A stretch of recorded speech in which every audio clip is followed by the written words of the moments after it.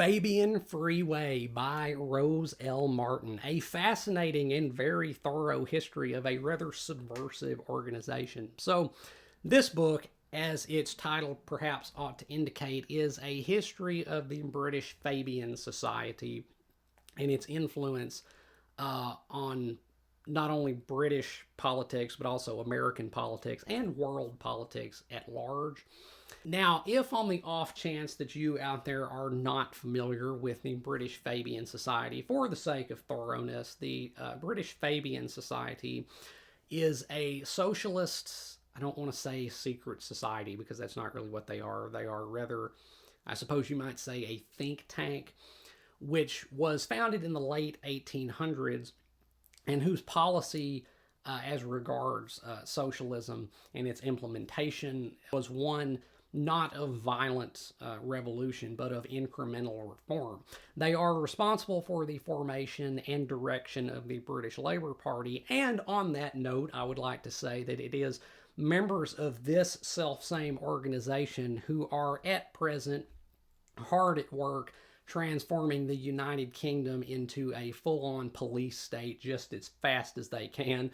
But this book is a history of that organization, and in particular, a history of how that organization's influence eventually spread across the pond to the United States and subtly but markedly transformed the United States, and also how their influence has played out on the world stage more broadly.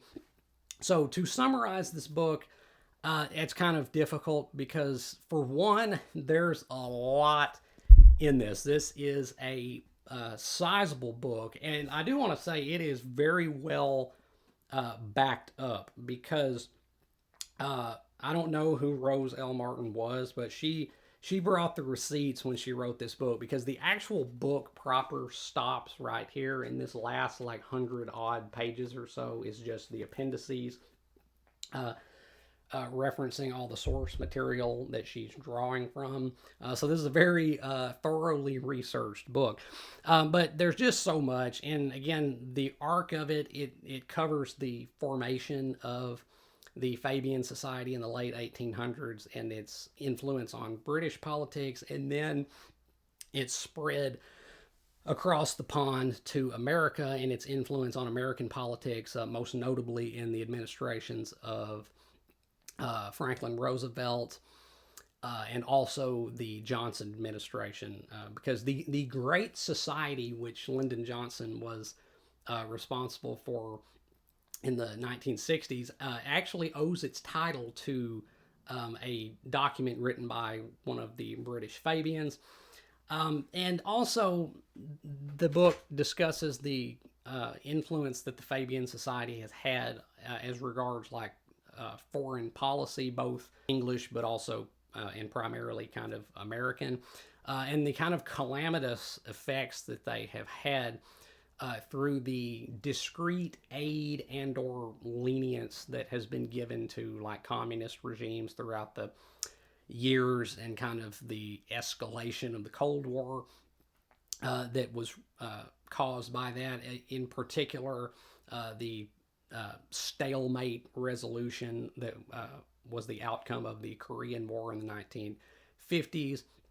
And also, the book talks about how these people are responsible for the dissolution of the British Empire in the early 20th century. So these people have done a lot. Their influence has been very large, and I think it would be safe to say that they are possibly the most successful organization of their type as regards actually accomplishing their goals, because they took the turtle route. In fact, their symbol has been a tortoise. Slow and steady wins the race, right? That's kind of been their mentality, is to gradually reform things over the years, rather than any kind of like violent blitz or revolution as happened in Russia, for example. But this book is very fascinating because not only does it reveal a lot of history that I would say probably the majority of people are unfamiliar with, but also it provides a valuable insight into the mindset of these people. And I have to say, when I was reading this book, Fabian Freeway, I was reminded of another book that I have read. And that book would be this book right here, Thomas Sowell's A Conflict of Visions. And the reason that this book was brought to mind when reading Fabian Freeway is because the British Fabians are perhaps the premier representatives of what Thomas Sowell denotes in this book, A Conflict of Visions, as the unconstrained vision. So, what are the hallmark characteristics of these Fabians? Well, they are by and large very highly educated people who, more often than not, seem to hail from positions of academia or civil service, and who want to reform society and conform the lives of other people to more closely resemble their ideal vision of the world. They are the elites of society. They are the anointed, if you will. They are what you might denote as, what I would denote as, the ivory tower types who want to, again, kind of remake the world and remake others in conformance with their vision. Now, I want to say this for the book because, as I said, I don't have a clue who Rose L. Martin was. I looked up the name. I couldn't find anything. This book is basically all I could find in association with that name.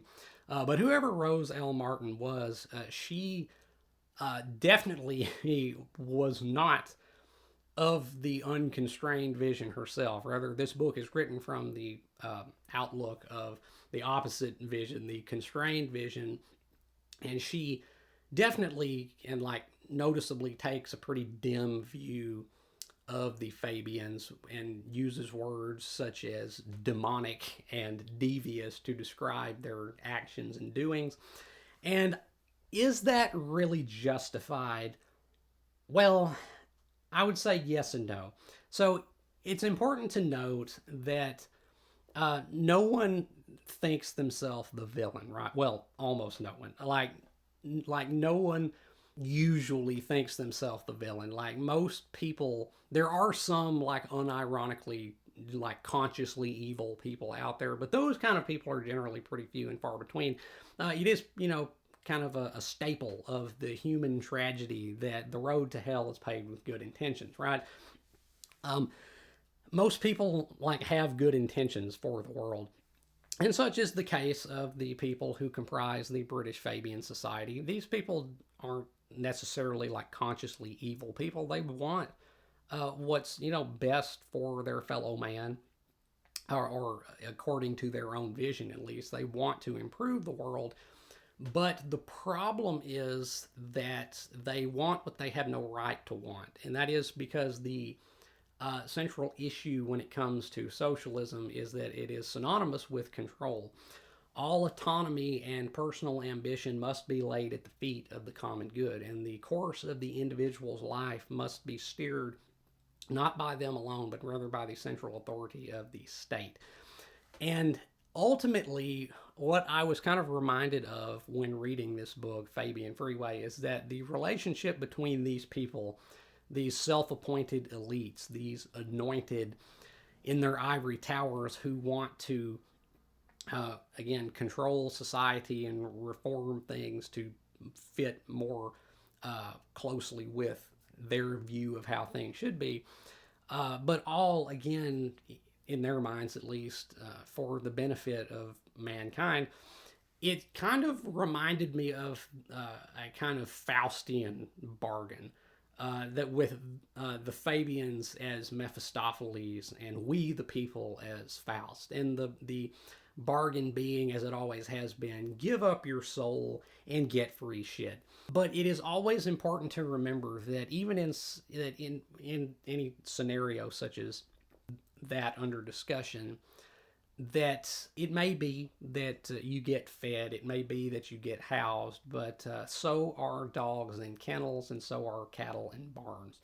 The point being is that, like I said, these people want what they have no right to want, and even though their goals may be noble, their ideals may be lofty, ultimately, I think that what they actually want is a bridge too far, and it's authoritarianism in humanitarian trappings, if you will.